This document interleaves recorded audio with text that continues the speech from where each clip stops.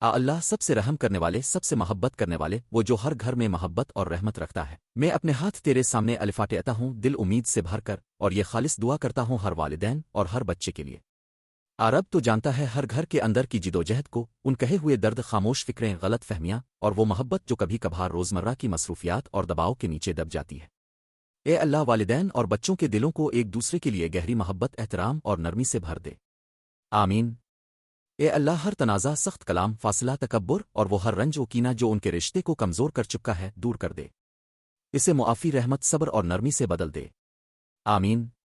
اللہ، والدین کی رہنمائی فرما کہ وہ اپنے بچوں کی پرورش حکمت، شفقت اور انصاف کے ساتھ کریں۔ انہیں نرمی سے بات کرنے، سمجھداری سے سننے اور محبت کے ساتھ گھر کی قیادت کرنے کی توفیق دے۔ آمین۔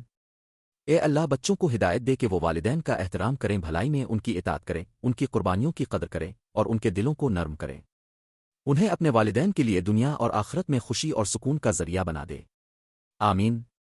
اللہ، ہر گھر کو شیطان کے وسوسوں، حسد، غصے، غلط فہمیوں اور جذباتی زخموں سے محفوظ رکھ۔ ان کے گھر کو فرشتوں کی رحمت سے گھیر دے اور امن و برکت سے بھر دے۔ آمین۔ اے اللہ، ٹوٹے ہوئے رشتوں کو شفا دے، دور دلوں کو جوڑ دے اور خاندانوں کو ایسی محبت سے متحد کر دے جو جنت تک قائم رہے۔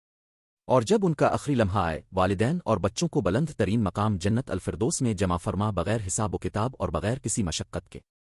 آمین رب العالمین۔ میرے عزیز بھائیوں اور بہنوں، برا کرم اس دعا کو آگے شیئر کریں تاکہ یہ آپ اور میرے لیے صدقہ جاریہ بن جائے۔